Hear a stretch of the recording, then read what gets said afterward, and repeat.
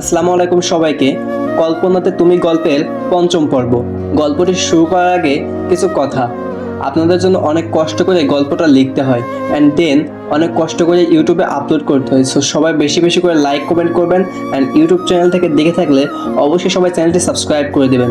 তো চলেন আর বেশি কথা না বাড়িয়ে গল্পটি শুরু করা যাক। সর্বনাশ, মোবাইলে মেয়ে বন্ধুদের সাথে সেলফি তোলা আছে। এরপর রিমি আমার কাছ থেকে ফোন নিল। এগুলো কারা? আমি বললাম আমার বান্ধবী। রিমি বলল তা এতগুলো? আমি বললাম দরকার হয় লেখাপড়া করার জন্য। রিমি বলল তা ছেলে বন্ধুদের দরকার হয় না? একটাও তো ছেলে বন্ধু দেখছি না। আমি বললাম আছে তো। এরপর রিমি বলল ফেসবুকে লগ ইন করো। এরপর রিমি আমার ফেসবুক লগ ইন করলো। রিমি বলল এ কি, এত মেয়ে ফ্রেন্ড কেন? আমি বললাম আমাকে রিকোয়েস্ট দিছে তাই আমি অ্যাকসেপ্ট করছি। রিমি বলল সবাইকে ব্লক করো আমার সামনে। কি আর করব, সবগুলোকে ব্লক করলাম। এরপর রিমি বলল সব কিছু শেষ, এবার ঘুমাতে চলো, আমার ঘুম পাচ্ছে। আমি বললাম মাঝে বালিশটা রেখে ঘুমাও। রিমি বলল এখন না রাখলে হয় না? আমি বললাম না, হয় না। অনেক রাতে বুকের ওপর ভারী কিছু অনুভব করলাম। চোখ খুলে দেখি রিমি আমার বুকের উপর শুয়ে আছে। এরপর সকালে উঠে নাস্তা করতে যাব, তখনই নিচে দেখি আব্বু আর আম্মু। না না, আম্মুর সামনে যাওয়া যাবে না। কি যে করি, মাথায় একটা বুদ্ধি আসলো, বেলকনি দিয়ে পালাতে হবে। ঠিকই পালালাম। বাইকটা নিয়ে বাসায় আসলাম। আজকে আর কলেজে গেলাম না। একটু পরে রিমি ফোন দিল। সকালে ওইভাবে না বলে চলে গেলে কেন? আরে তোমাদের বাসায় আমার আম্মু গেছিল। রিমি বলল তা তো জানি না। আমি বললাম ও, আমি তো ভয় পেয়ে চলে এসেছি। এভাবে চলে গেল আরো 2 মাস। আপুর বিয়ের কথা চলছে, আগামী মাসে আপুর বিয়ে, তাই সব প্রস্তুতি নিচ্ছে। আমিও প্ল্যান করে ফেললাম কিভাবে কি করব। আস্তে আস্তে বিয়ের দিন কাছে চলে এলো। সব রিলেটিভদের ইনভাইট করা শেষ। বিয়ের আর বাকি মাত্র 1 সপ্তাহ। যাক, ভালোই হলো। আপু চলে যাওয়ার পর আমার লাইনটাও ক্লিয়ার হয়ে যাবে। আজকে যাই, সব বন্ধুদেরকে ইনভাইট করব, তাই ওদের এক জায়গায় সবাইকে আসতে বললাম। সময় মতো সবাই চলে এলো। এরপর আমি সবাইকে বললাম আগামী সপ্তাহে আমার বোনের বিয়ে, সবাই যাতে একদিন আগেই চলে যায়। হঠাৎ আমার মনে হলো আমার পরিচিত কেউ কারো হাত ধরে হেঁটে যাচ্ছে। আরে এ তো আর কেউ না, এ তো রিমি। আমার সামনে আসতেই ওর হাত ধরে রিমি, ছেলেটা কে? রিমি কোনো কথা বললো না। শরীরটা 120 ডিগ্রি গরম হয়ে গেল। এরপর ছেলেটাকে বললাম এই তুই কে রে? আর রিমির হাত ধরছিস কেন? ছেলেটা বলল হাত ধরার অধিকার আছে তাই ধরেছি। আর তুই কে যে তোকে আমার কৈফিয়ত দিতে হবে? আমি বললাম দেখবি আমি কে। এই কথা বলেই ছেলেটাকে কয়েকটা বসিয়ে দিলাম।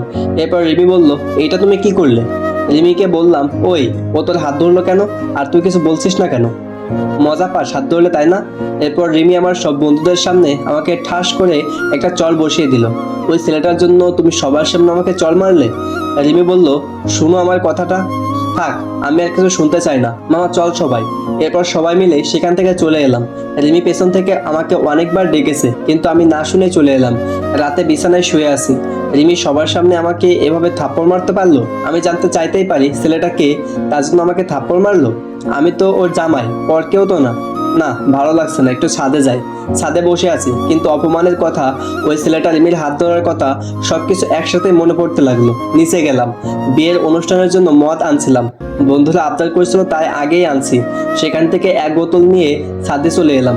অপমানের কথাগুলো মন থেকে ভোলার জন্য পুরো বোতলটাই খালি করে দিলাম, কিন্তু তাতেও কোনো লাভ হলো না। তাই বোতলটা ভেঙে নিজের হাত কাটলাম। একটা পিক তুলে ফেসবুকে শেয়ার দিলাম। এরপর ফেসবুক বন্ধ করে দিলাম। একটু পরে রিমির ফোন এলো। মনে হয় ফেসবুক থেকে ছবিটা দেখছে। কল রিসিভ করতেই কি করছো তুমি এটা? একবারও আমার কথাটা তো শোনো। কি শুনবো তোমার কথা?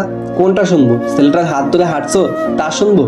রিমি বলল এই তুমি কি খাইছো, এভাবে কথা বলছো কেন? আমি বললাম তোমার কোনো অপমানের কথা বলার জন্য একটু মদ খাইছি। রিমি বলল তোমার যা ইচ্ছে খাও, বাই। যা বাবা, ফোনটা কেটে দিল। এরপর আমিও নিচে গেলাম। তারপর সিঁড়ি দিয়ে নামতেছি, হঠাৎ মাথাটা কেমন যেন করে উঠলো। তারপর আর কিছু মনে নেই।